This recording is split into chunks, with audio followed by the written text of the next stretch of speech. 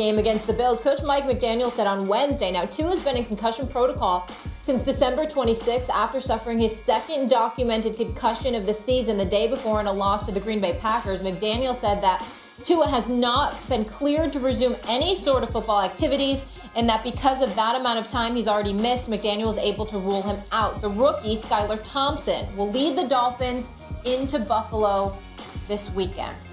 Dan, I realize this is a loaded question, but is Tua the future at quarterback for Miami? You can't say that right now.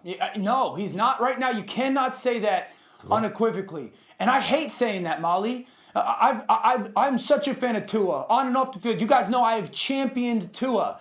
But Absolutely. It's unfair to sit here and say that he's their guy. Part of this conversation goes back to college, right? Because coming out of college, it was the injury concern with the ankle and then the hip.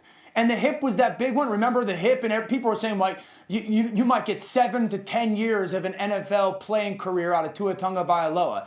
And now in the NFL, it's this new injury history. It's the reality of, man, 2 documented concussions over a month, and everyone assumes that there's that third one. And if you're an organization sitting there going, it's unfair to sit there and say, well, that's our guy because of those injuries. And that's the only reason, though. That's the only reason you sit there and have that conversation about Tua. Because the reality is, when Tua is on the field, and it's important to point this out to people, right? When Tua is on the field this year, that's the best offense in the NFL. It's the best offense in the NFL in yards per play. Patrick Mahomes and the Chiefs, they're second. Josh Allen and the Bills, they're third.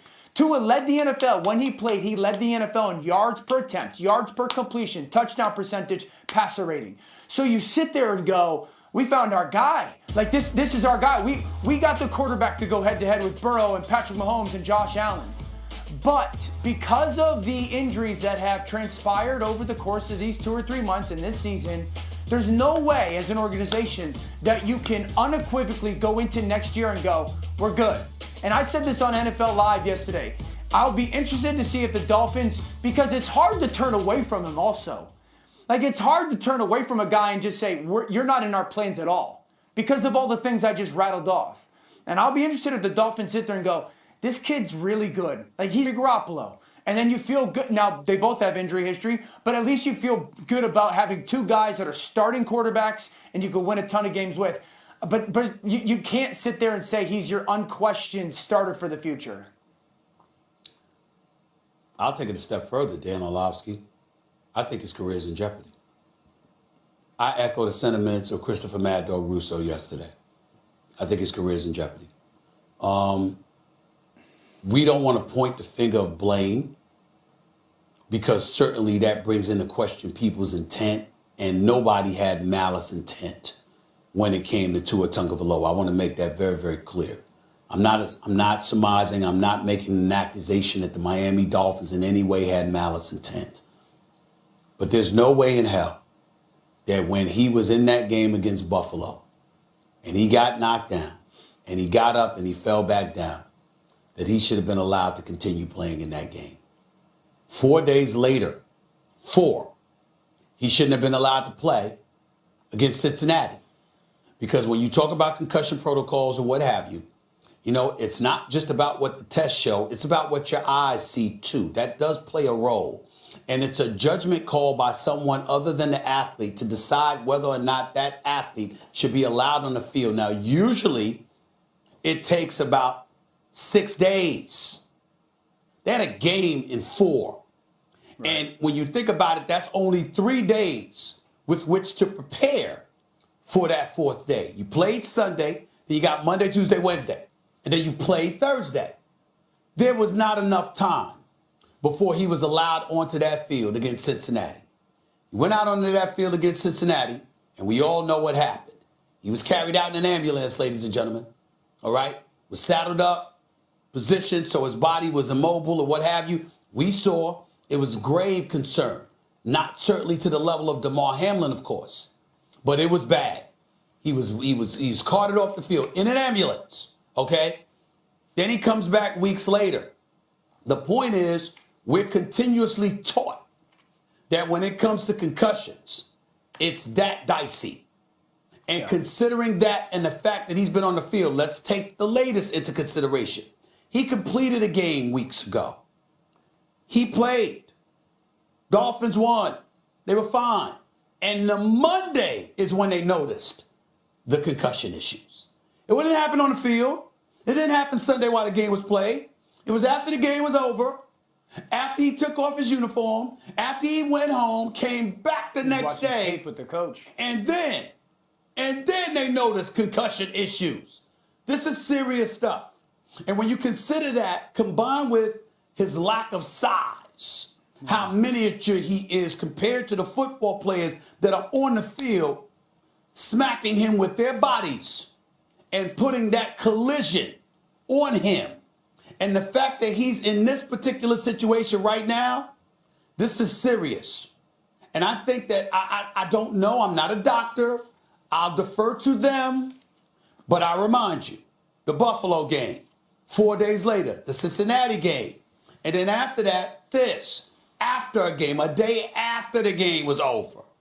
Those are 3 separate lines of evidence provided to us about his concussion issues in the same season, in a span of 8 weeks.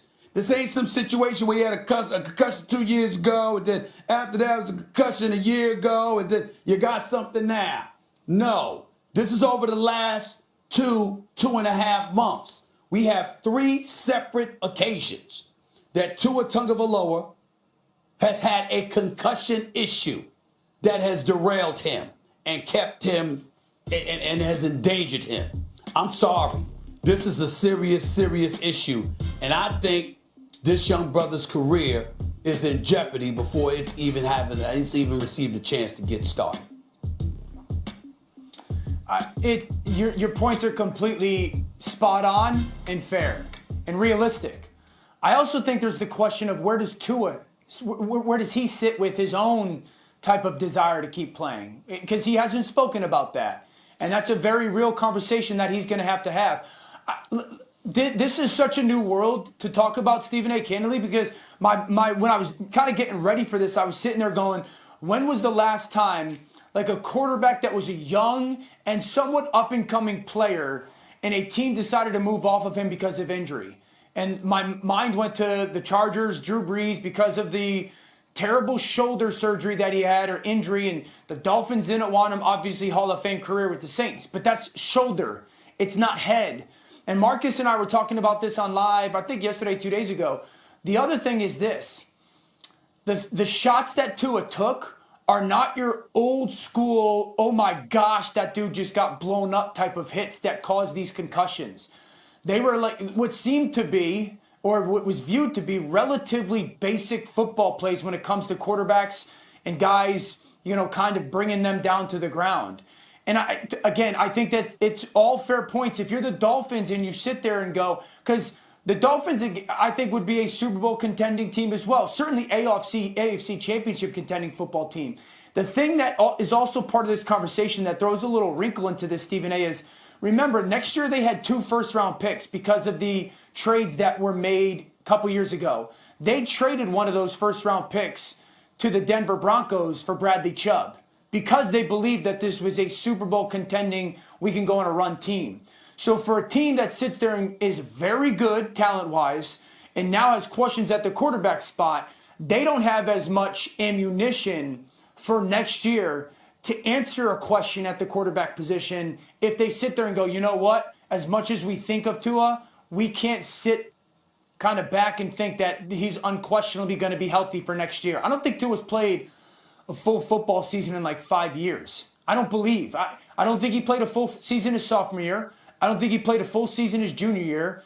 And now I don't think he's ever played a full NFL season. And those are facts over feelings because I love the player. I love him.